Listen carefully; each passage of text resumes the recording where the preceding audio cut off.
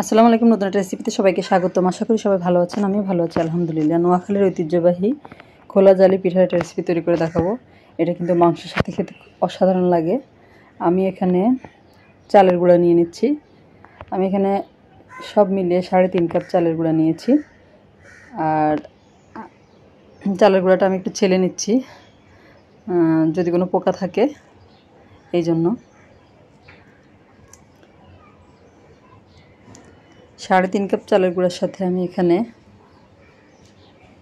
চালের গুঁড়াটাকে প্রথমে আমি একটু চেলে নিব। আর এই খোলা জালি পিঠাটা কিন্তু আমি কোনো মাটির হাঁড়িতে বা মাটির প্যানে তৈরি করব না, বা ফ্রাই প্যানও করব না। আমি তাওয়ার মধ্যে করে দেখাবো আপনাদেরকে। আমি 3.5 কাপ চালের গুঁড়া চেলে নিয়েছি। এরপরে আমি এখানে হাফ কাপ পরিমাণ ময়দা দিব। এতে করে পিঠাটা ঠান্ডা হওয়ার পরেও অনেকক্ষণ পর্যন্ত সফট থাকবে, পরবর্তীতে খেতে ভালো লাগবে। শুধু চালের গুঁড়া দিয়ে তৈরি করলে কিন্তু এটা যখন ঠান্ডা হয়ে যাবে তখন কিন্তু শক্ত হয়ে যায়। আর একটু ময়দা ব্যবহার করলে বা একটু আটাও ব্যবহার করতে পারেন এখানে, করলে কিন্তু পিঠাটা অনেকটা সফট থাকে, ঠান্ডা হওয়ার পরও সফট থাকবে, সেক্ষেত্রে খেতে ভালো লাগবে। আর ঠান্ডা হয়ে গেলে কিন্তু পিঠা যখন শক্ত হয়ে যায় তখন কিন্তু আর খেতে ভালো লাগে না।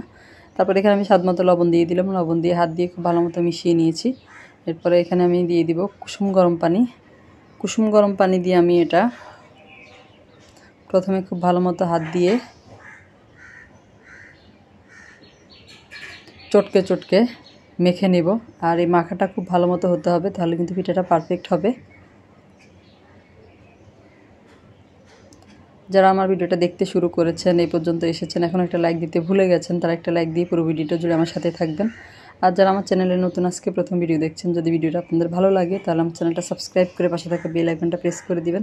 এতে করে আমি পরবর্তীতে যত ভিডিও দিব তার নোটিফিকেশন সবার আগে আপনাদের কাছে পৌঁছে যাবে। আর যারা ফেসবুক থেকে দেখছেন, নতুন নতুন রেসিপি পাওয়ার জন্য আমার পেজটাকে ফলো দিয়ে রাখবেন। আর যারা অলরেডি আমার চ্যানেলটাকে সাবস্ক্রাইব করে আমার পাশে আছেন, আর ফেসবুক থেকে দেখে যারা ফলো দিয়ে আমার পাশে আছেন, তাদেরকে জানাই অসংখ্য অসংখ্য ধন্যবাদ। এভাবে আমার পাশে থাকবেন, আমি আপনাদের পাশে আছি। এরপরে হাত দিয়ে খুব ভালো মতো এই যে এরকম করে মেখে নিয়েছি।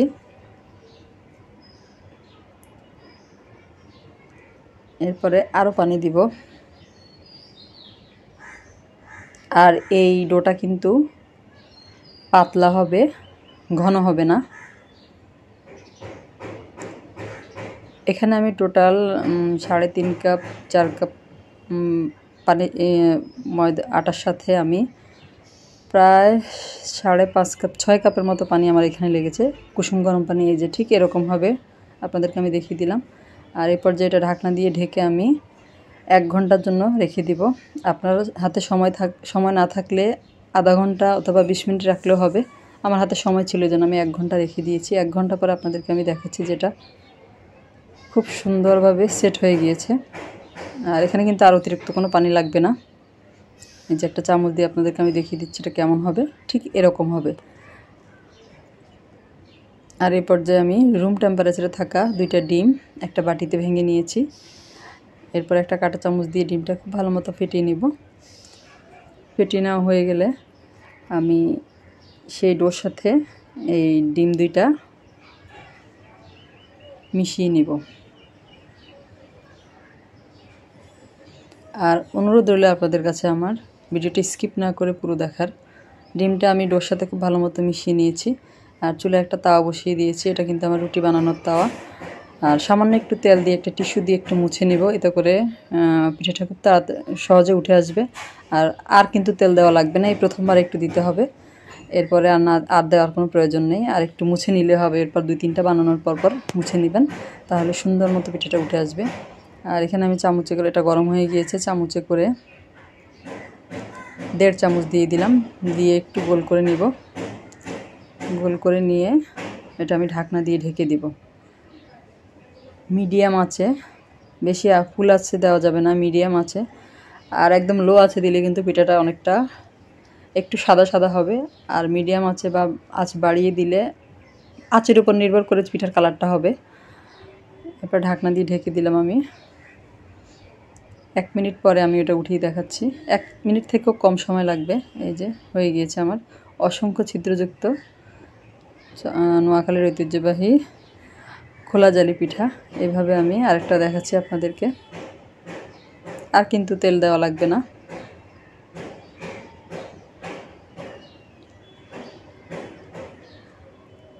এভাবে আমি সবগুলো পিঠা তৈরি করে নেব।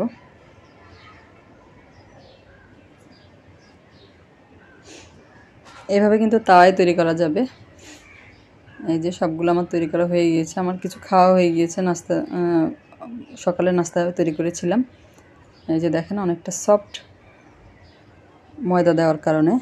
রেসিপিটা কেমন লাগলো কমেন্ট করে জানাবেন। সবাই অনেক বেশি ভালো থাকবেন। আজ এই পর্যন্তই। আল্লাহ হাফেজ।